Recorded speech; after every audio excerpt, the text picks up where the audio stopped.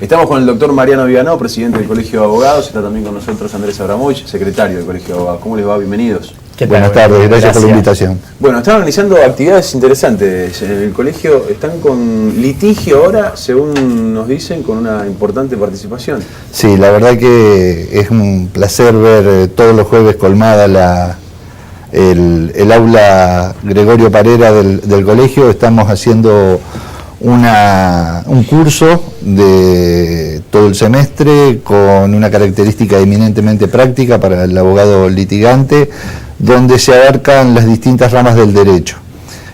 Y fundamentalmente está dado por colegas que forman parte de los distintos institutos y comisiones del colegio, lo que habla de la integración que hay de los institutos con el directorio, del directorio con el foro de práctica profesional, y la verdad que la aceptación que hemos tenido fue realmente excelente, porque cerca de 400 inscriptos todos los jueves en el colegio realmente habla de una aceptación importante del curso, ¿no? Sí, en verdad es un curso inédito, no solamente para el Colegio de Abogados, sino también para Santa Fe, porque es la primera vez que se desarrolla un curso de las características que marcó Mariano, que nosotros tratamos de poner hincapié en la faz práctica, es decir, más allá del desarrollo teórico que expone cada uno de los disertantes durante todas las semanas, se trata de ver lo que ocurre en la praxis cotidiana, es decir, lo que nos enfrentamos los abogados día a día en tribunales, porque nosotros conocemos, o sea, a través de las universidades, las distintas entidades intermedias, la organización de diversos cursos académicos que ponen hincapié en la faz teórica, pero nosotros tenemos la particularidad que desde los institutos propios de nuestra institución se pone énfasis en la investigación de los casos concretos, y es por eso que este curso está destinado precisamente a esto, a dotar a los abogados y a los estudiantes de las herramientas indispensables para que puedan afrontar los litigios con mayor sabiduría y mayor sapiencia. Con casos prácticos concretos.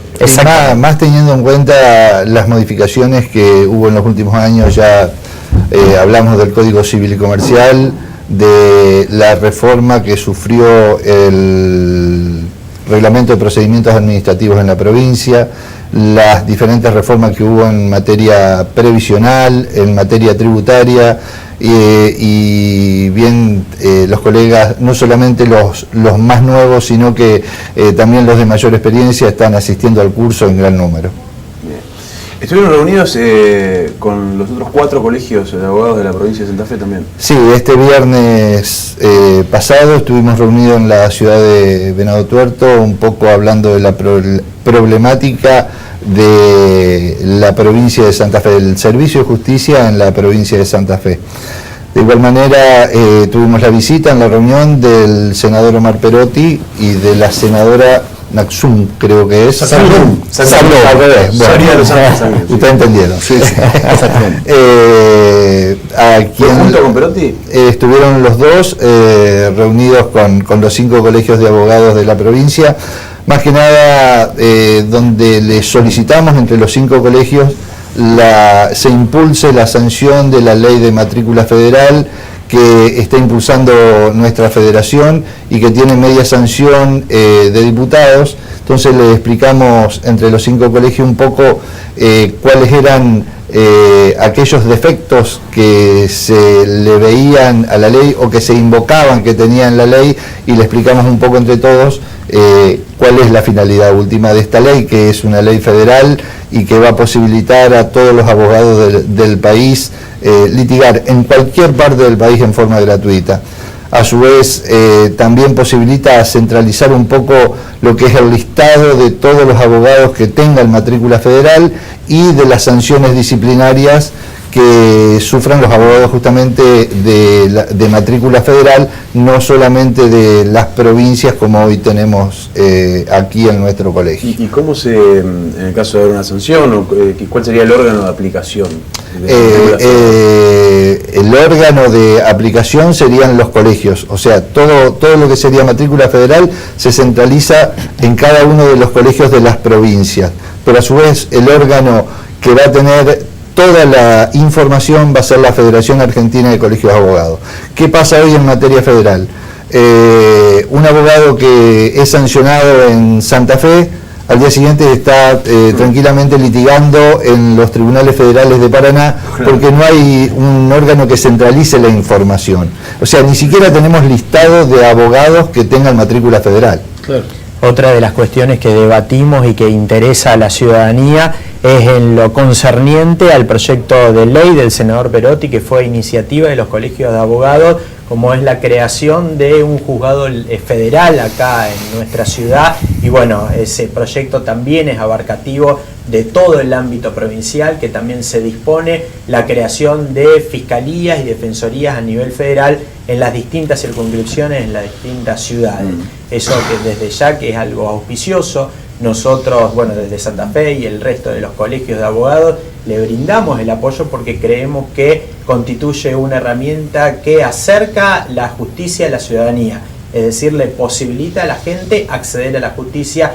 Y bueno, eso ya lo venimos hablando desde hace años, tuvimos reuniones, me acuerdo años atrás, con el senador Reutemann, que le hemos transmitido esta necesidad de contar en nuestra ciudad con un juzgado de la característica de los juzgados federales, que atienden todos los casos de narcotráfico, trata de personas, por lo tanto es muy importante. Y bueno, ahora el senador Perotti lo va a exponer en su recinto y bueno, esperemos que tenga resolución favorable. A partir del caso que ocurrió con Micaela, con la decisión del juez de dejar en libertad a quien terminó violándola, asesinándola, empezó a circular nuevamente, como en la época de Bloomberg, el rumor, el rum, o de alguna manera los ecos de que se pueda plantear un endurecimiento de penas o un cumplimiento efectivo sin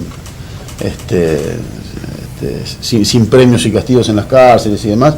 Empezó a dar vuelta este rumor. Obviamente si esto ocurre tendrá su eco en el Congreso de la Nación, ¿no? Que es donde deberán modificar las penas. ¿Esto se discute en el colegio? ¿Lo tienen? ¿Lo hablaron con los senadores nacionales?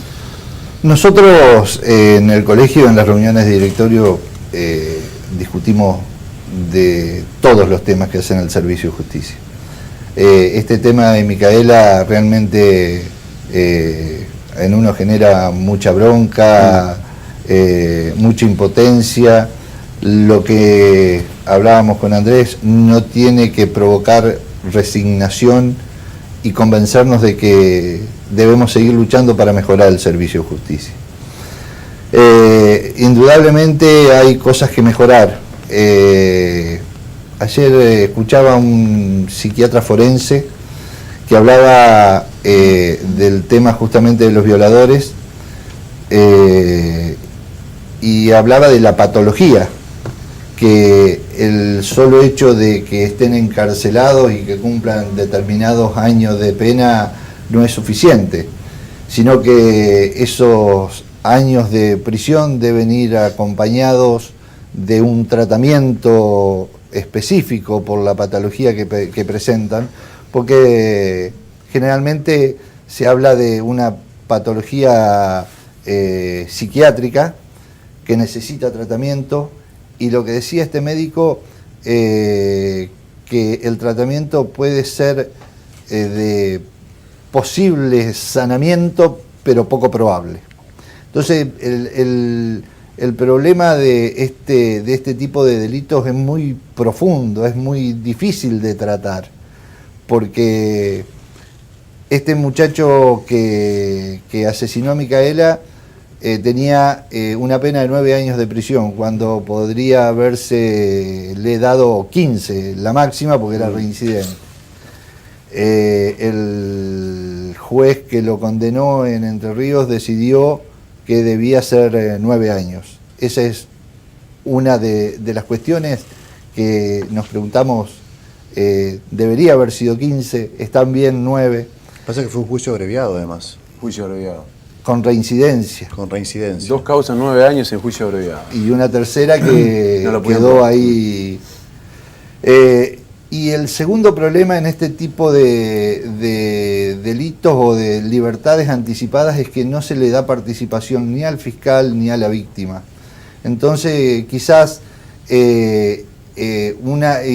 implementar un sistema recursivo en este tipo de decisiones creemos que podría ser bueno. El hecho de decidir en vez de 9, a los 6 años dejarlo en libertad, pero cuando el juez de ejecución penal decide otorgarle la libertad anticipada, que se notifique a la víctima y al fiscal, claro, para que manifiesten su opinión a ver si es acorde o no esta libertad.